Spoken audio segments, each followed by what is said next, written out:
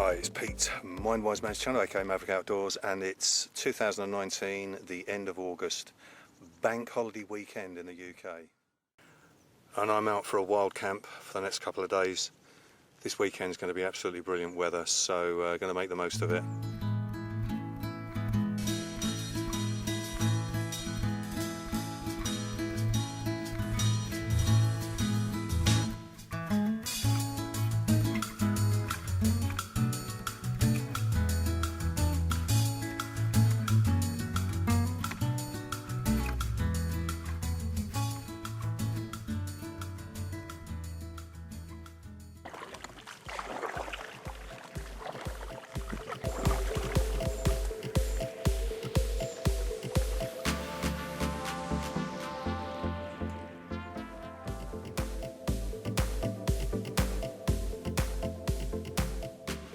So what I'm going to do now is do myself an MRE. I've got chicken and black bean sauce, just to replace the calories after that bit of effort paddling and what have you, so I'm feeling a bit peckish now.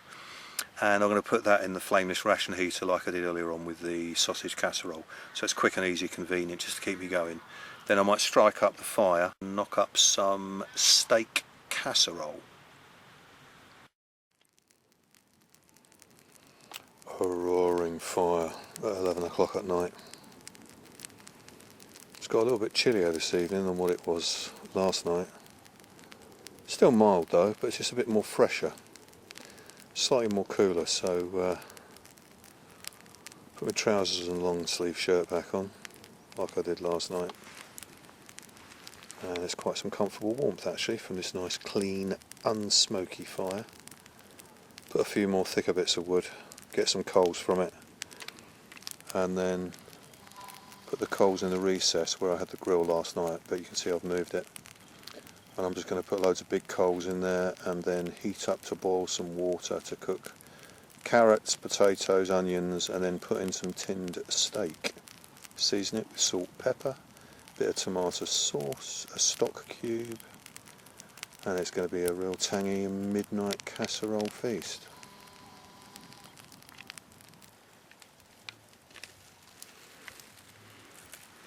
Okay, so at the food box, got some pre-washed potatoes and carrot.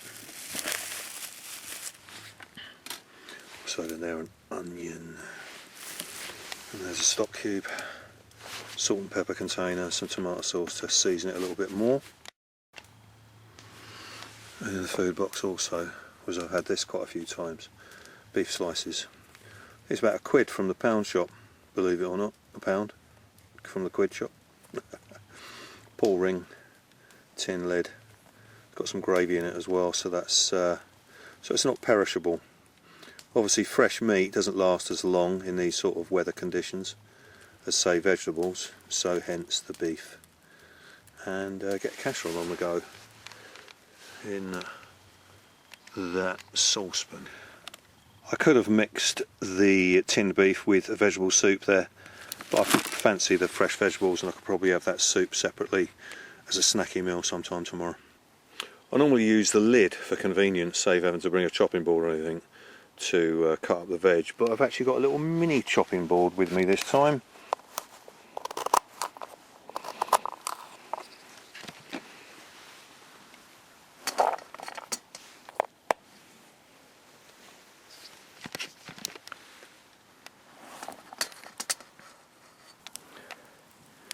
Nice big bunch of coals there in that recess. Put the saucepan on and it'll start to heat through the water, boil it up and then cook the veg. Then I'll eventually add the steak and the seasoning and the stock cube.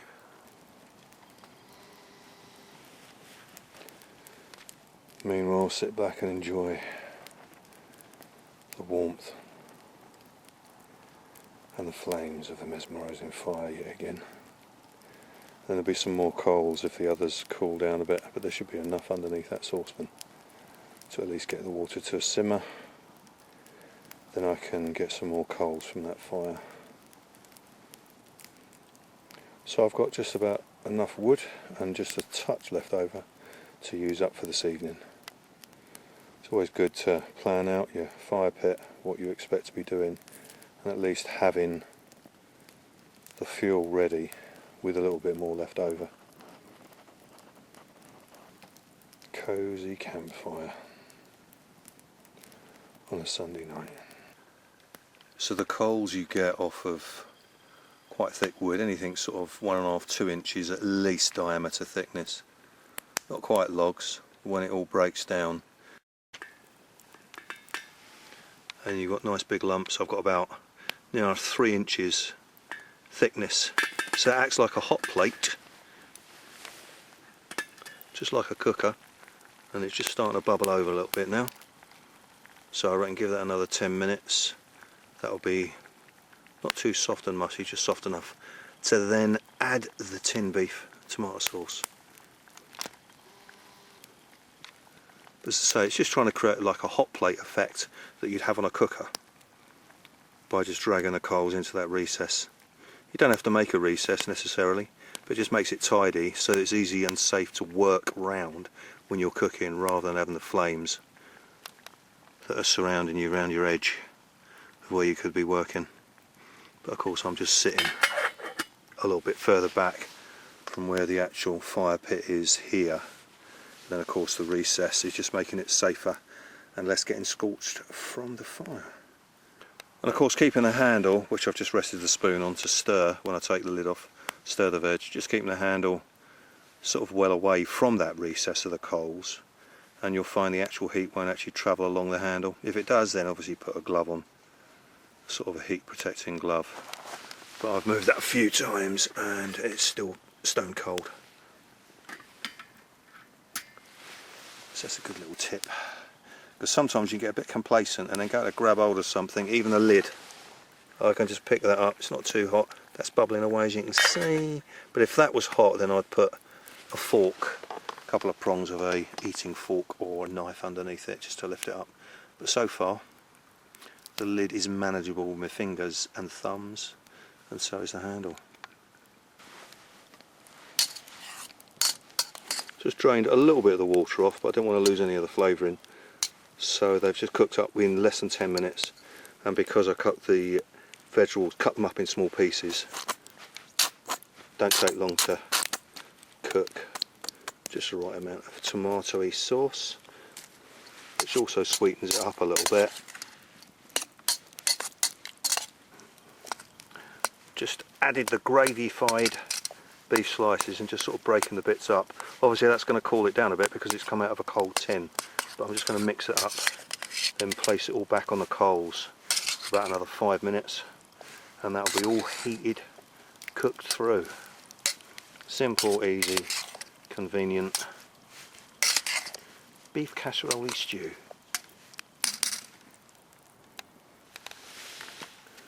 So it's heated nicely through now, and I'll just let that cool down a little bit, because obviously stainless steel holds its heat, and I'll eat that out of the saucepan.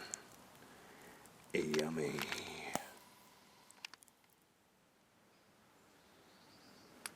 It's coming up to about 9 o'clock on a lovely sunny summery bank holiday Monday, and I've tidied up sleep kit, tied it up and packed away. Don't need to air my sleeping clothes because I'm not going to use them another night, and they're going to be washed when I get home, so they've all been rolled up, mats deflated and put in my kit bag. But what I've done is I've prepared breakfast, or I'm preparing breakfast now.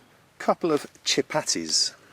They're like an Indian version of a tortilla wrap, so to speak, and what I've done, they're normally sort of like this colour, but what I've done, I put that on its lowest heat, and with a food clip just sort of dragged them across, then turned it over, toasted it up just a little bit. It doesn't actually toast it, but it's like any bread type substance. When you heat it up, it tends to bring out the flavour a little bit more, just that sort of more nutty flavour, especially in the chapati breads, which have got that flavour. They're not made out of nuts, it's just a basic flour, a little bit of oil and water mix and a little bit of seasoning, but it's definitely got a different texture from tortilla wraps.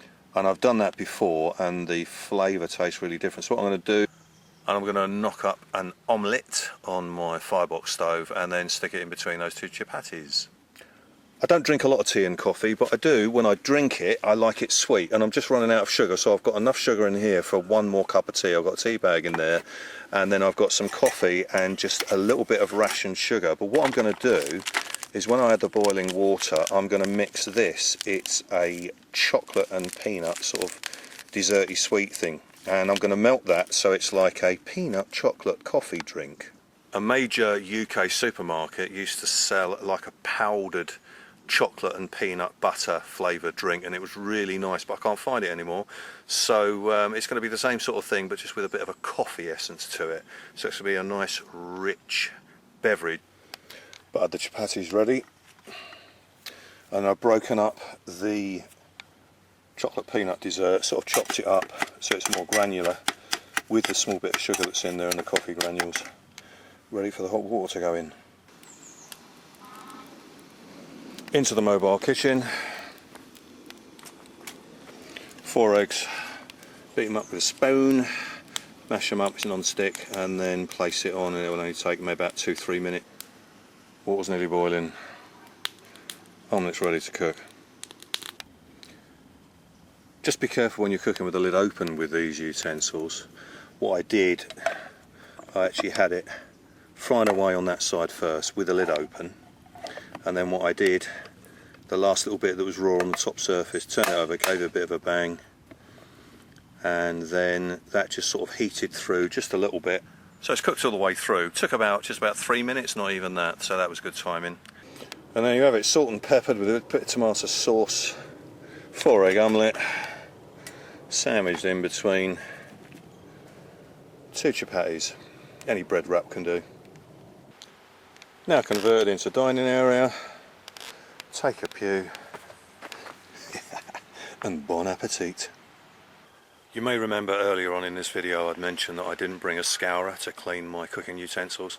I normally always bring one, and I put it with my sort of cook kit or my food box.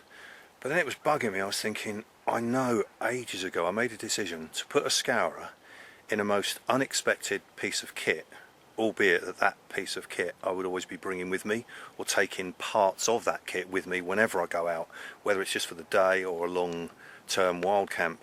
And then I suddenly remembered.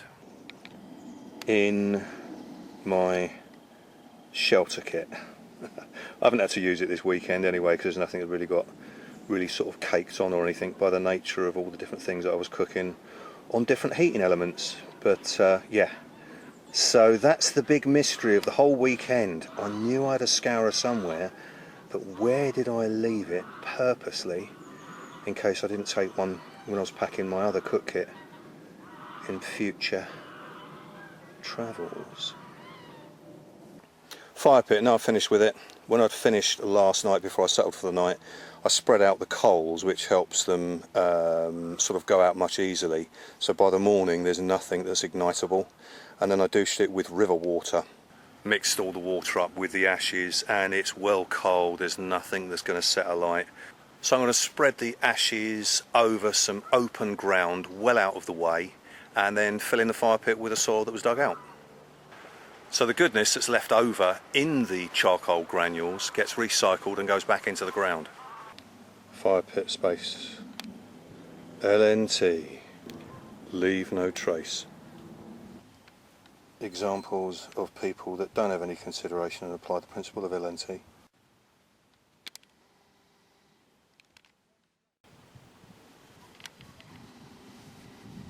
And that one's even bigger.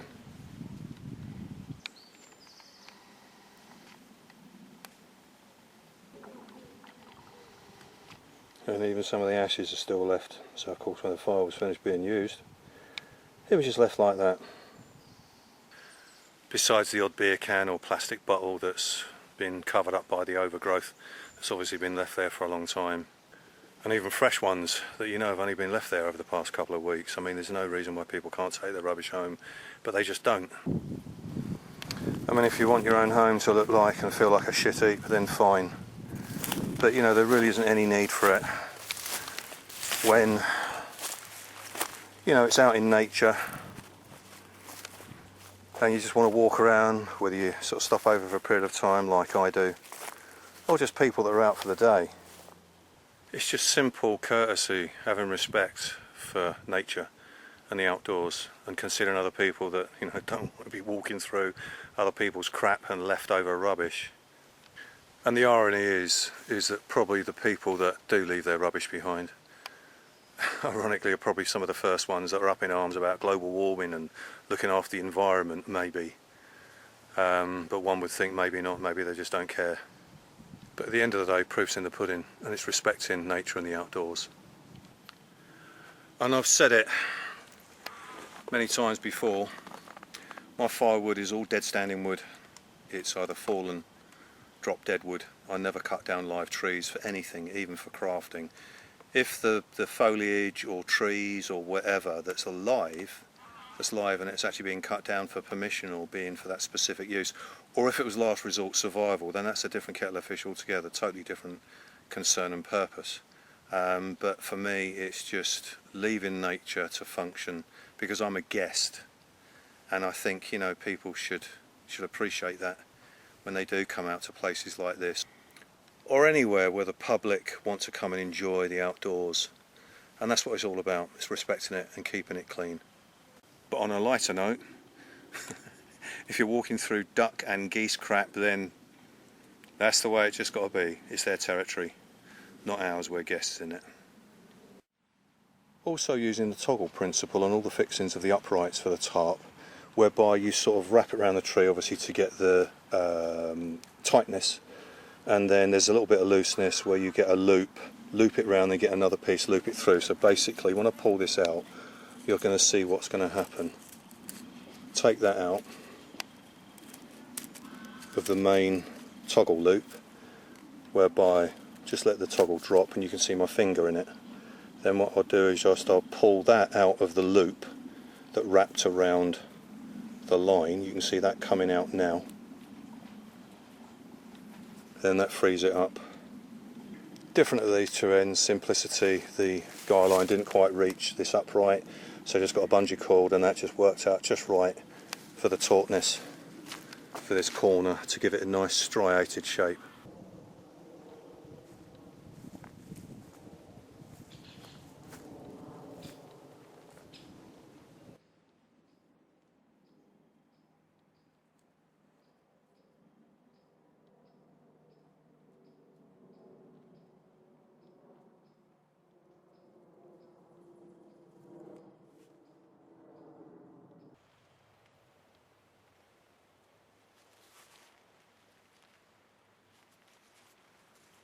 So the way I store my tarp is in its bag that it came in.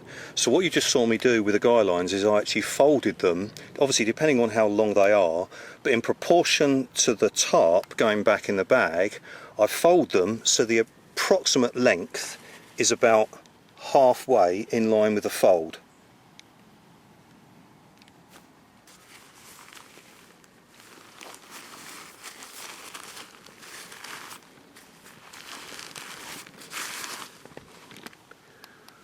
You can see the guy lines are in proportion the length of that part of the section of the fold, if that makes sense, and then it's all equal. If you sort of have them different lengths, they could be bulky and there's knobbly bits, where obviously you don't want knobbly bits in your folded tarp, that's for sure. So in proportion where you saw me just fold those up, that's how I like to fold my guy lines, so they're in proportion with the fold so that everything's equal. So there you can see I've folded the tarp to its shape and size to actually go in the bag, but I know the guy lines are just going along that edge there. So it's all proportionate to the bag, nice and flat, without any sort of bulky bits in it. How and if you wanted to apply that principle to folding up your tarp will obviously depend on how you're storing it, in what size bag, etc. So then folding the guy lines in relation to the folds that you're going to make before you actually pack it away.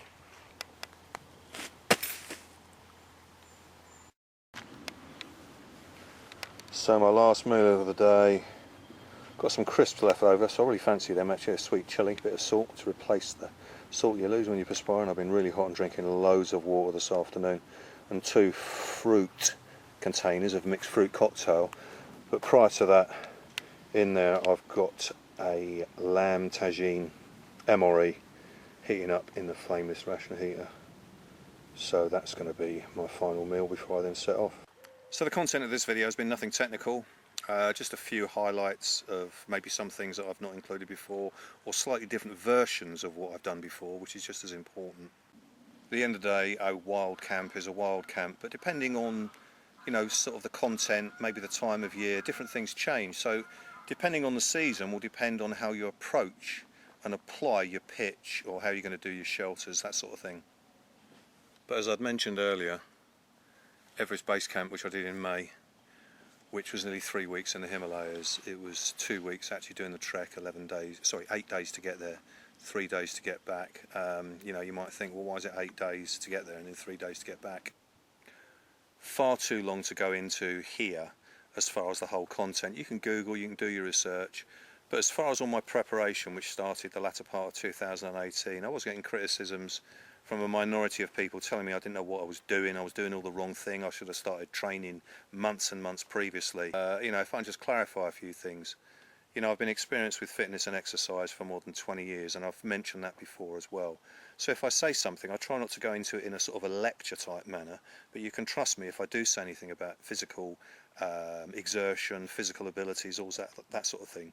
I'm qualified in it. But some of the negative comments, as I say, going back to me not knowing what I was doing, I don't know really what they were founded on. You've only got to do your own research, and you can find out what the terrain is like. I was 5.5 kilometres vertically up into the sky, where there's sort of 50% less oxygen. So suffering from altitude sickness, which I didn't, considering I was twice the age of a lot of people that were in my group, and also other people that I passed by on the trail. I had no aches and pains, strains, nothing, no backache. And as I say, people saying that I didn't know what I was doing, there was a lot of people that do the trail and do a lot of high altitude trekking, not mountain climbing, mountaineering, but trekking, which sometimes involves scrambling. And I scrambled a few areas that we weren't anticipating to do because the route had to change, because there was danger within the highest glacier in the world, which is in the Khumbu Valley, of where I was actually trekking, and that was moving a bit more than usual and causing rockfall within the valley of where the actual glacier is, was causing rockfall and was dangerous at that particular time. So we had to elevate a little bit higher, and then got the direction, again a long story, but we were told we had to actually go up along the small ridge of this rock mountain of where some of the small avalanches were going onto the glacier. We had to actually go up, so that added a little bit more exertion to it, but I just kept the focus, I kept the mindset. I'd seen people actually have panic attacks because they couldn't breathe properly. It doesn't matter, it's not whether or not you're trying to breathe deep, the oxygen isn't there. So if you get out of breath and you're in an area where your body is used to the oxygen that you're consuming, when you get out of breath you can easily adapt to it. But when you get out of breath, because there's less oxygen in the atmosphere, it's a totally different ball game altogether. And I saw a few people come a cropper, and it wasn't very nice to watch at all. Some people in our group, and also other people that you meet in the lodge houses that you sort of bump into at different times along the trail, you give each other a nod, ask each other how each other's getting on, or the group's getting on, etc. And I was always hearing stories, just surprisingly, that someone said, oh yeah, I've been sick again, and you go, sick again? When was the first time you were sick? And then someone else be saying, oh, I've had a headache right from the second day, and we've still got 6 more days to actually get to base camp. So I'm thinking, okay, at my ripe old age, I'm thinking, well, just the law of averages says that somewhere along the line it's going to catch up on me. But lo and behold, it didn't. But although I say it myself, I did actually make it happen because of the preparation I did. And there's a lot of debate about controversy to do with the oxygen reduction mask. Basically, the physiological thing it does, training in an area, an environment where you live, what the oxygen reduction mask does, it obviously seals around the nose and the mouth, obviously where you're going to be breathing, but then it's got a little ventilator opener. And the more you close it, the less air you can breathe, so it makes it more of an effort for the lungs and also the diaphragm. Now, that action, if you train to do that, as I did, what it does, it replicates the feeling of your chest, lungs and diaphragm resisting and struggling against the lack of oxygen when you're at high altitude. And so, of course, when that happened, there was no panic attack, there was no surprise. I just went into the mode of what I'd been used to, and it just happened naturally. Albeit sometimes I had to stop and get my breath, but that was just because of the lack of oxygen, not because of, let's say, the physical activity of being able to breathe, which I could do within high altitude. Some people that you pass, you get to know. Some people you come across, they're just there to tick off the box. Okay, next thing I'll do is the Great Wall of China. Next thing I'll do is the Swiss Alps. But yeah, that's great. But for me, it was something I'd always wanted to do. Ever since I was a kid, I was always drawn to Tibet, the Himalayas, all around the area for some reason. and it was a lifetime's ambition to do. So I was careful, where, you know, especially when we was on a scramble and sort of move my legs around and on all fours, that sort of thing, on some parts of the terrain. My hips, I had no problems whatsoever. So the only slight little drawback was just the slight breathing, where I just had to stop, get my breath, and I could carry on. But there were some people that, not necessarily dropping like flies, but you could say they were really struggling and maybe set off too quickly to start with, and should have kept up that bit of reserve when they were going to have to exert themselves a bit more at high altitude further on. I was with people that didn't even train for it, didn't even consider training, going out for long walks, going up terrain, on inclines, all that sort of thing. But they struggled with it a little bit, and they did have aches and pains, but they made it. Say, out of the 8 of us that set off, 6 of us eventually got there. Sometimes people can get complacent on the way back with, they've made Everest Base Camp, you know, great, okay, they've done it, but they're still not the way within their frame of mind, their physicality, and depleted all their energies, and have a rest overnight, and then you start going down altitude.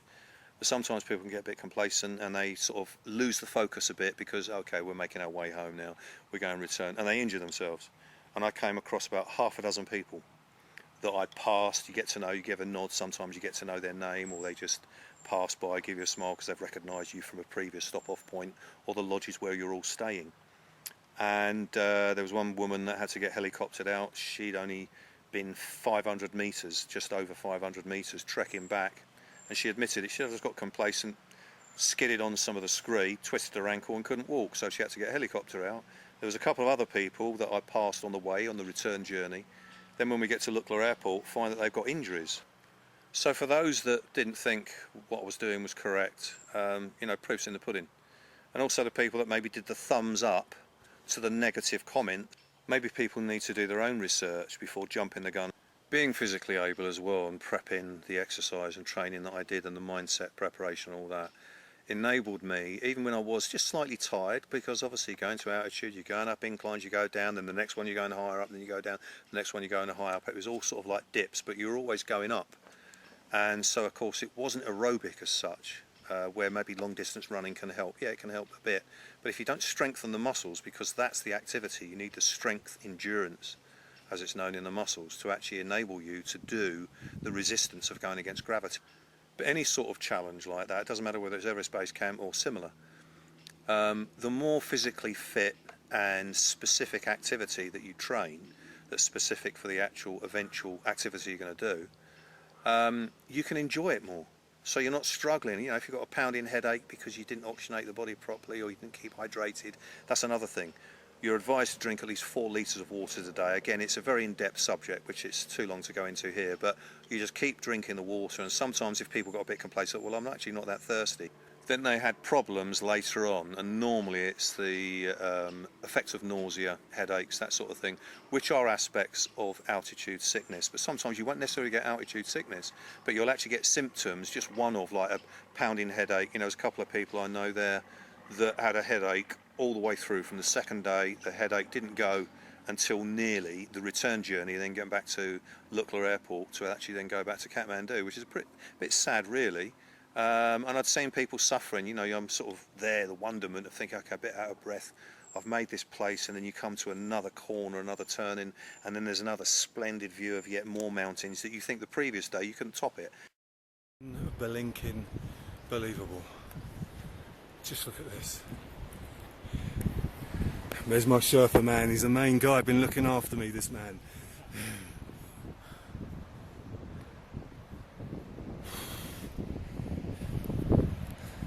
And we came from right down over there. We've come up and down, up and down. It's 7 in the morning at Tengboche, and every day the scenery gets more and more spectacular. We went into the temple, couldn't take any pictures, but the lamas were there and we were listening to a service they were doing. But Everest is somewhere way over there, and that's the path we're going to be taking.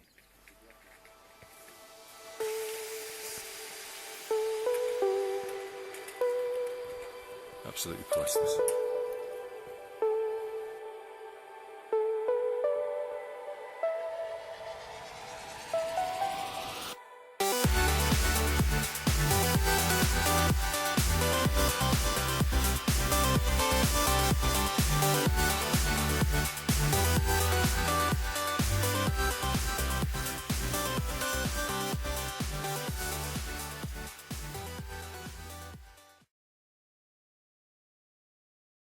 top it, and yet there's another view of the highest mountains in the world. And sometimes when I was sort of taking pictures or looking around, I could see people that were sitting down and not being able to enjoy it, were looking, but they were on a, they're on a different planet because they weren't feeling quite well. And a lot of that can be due to preparation beforehand and training for it. So for the thumbs downers, proof's in the pudding, and I'm always very diplomatic and polite. But in this case, people that have got no founded reason or content, no real purpose and reason to maybe give negative comments, as far as I'm concerned, they can eat their own. So okay, a bit of a chinwag there on reflections of just literally the tip of the iceberg of what the experience was about. But a lot of people have been following me, have been really interested, hopefully maybe inspired them to give it a go or something similar, considering I'm old enough to be your dad and then some, had 2 total lip replacements, got a deformed left foot. But it's all what's up here a lot of the time, and if you can look at the calculated challenge, calculate what you've got to do, what are the practical issues that surround the challenge, then apply yourself to it, and then with that extra willpower or that sense of spirit that you've got, that's what it's all about. So finally, on the point of Everest Base Camp, I'll upload the full video with everything in it from A to Z of me starting out to the finish and me coming home as soon as I can after this video. And my Sherpa guide assistant that was assistant to the main Sherpa, who we know had quite legendary status in the Khumbu Valley. We found out a few days later because we were wondering why every time we sort of went past other younger Sherpas they would stop, namaste, pay respects, and we thought, we're in sort of the company of hierarchy here, and we were with one of the first Sherpas who established and worked with Everest Base Camp in the late 70s, early 80s. And so we were lucky enough to have this guy Nima, and one of his assistants, 26-year-old Razu, who was my confidant that stayed with me all the way through, and found out that he was a melodious singer. And one experience, obviously the mountains and the views and the vistas were absolutely fantastic. I mean, words, pictures can't really do them justice. You have to actually be there. And of course my quest to be there was because it was a quest that I'd always wanted to do, and it just felt like I'd come home when I was there. It was a really weird experience. Whereas, as I say, for others, it was just tick off the box, right, what's the next tour I'm going to do? But then getting to know Razu, the third day I heard what I thought was a ringtone on a phone of singing, and then I was sort of listening, and I looked around and all of a sudden it was my Sherpa Razu singing most melodiously. Anyway, cut a long story short, it worked out that on the 4th day we bumped into some other Sherpas. He was telling them in Nepalese that I was really dumbfounded by this Sherpa, him, being able to really sing nicely. And they all broke out into song. Anyway, you can imagine there was about 4 Sherpas and myself doing part of this trial on the 4th day, all singing songs from John Denver, Take Me Home, Country Roads. That was a famous one. It was quite astounding how many different songs varied from modern to rap to really old songs that they knew. So that was quite a novelty, actually, walking through in the middle of the Himalayas, surrounded by some of the highest mountains in the world, singing songs with 4 Sherpas, which I never ever expected I'd be doing. I'd expect certain inquiries or questions as, where do you stay, what do you do? Do you stay in tents, do you stay in tea houses, lodges, which I did, but all of that will be included in the full feature video of the Everest Base Camp Trail. How and where the Sherpas live, actually living with them for the 2 weeks, experiencing their lifestyle, that sort of thing, and eventually making it to Everest Base Camp. So the next big overseas adventure will be returning to the Himalayas in the near future and tallying up with contact Sherpa people that I met out there. Maybe part of the Everest Base Camp Trail, Khumbu Valley, to maybe do 3 peaks.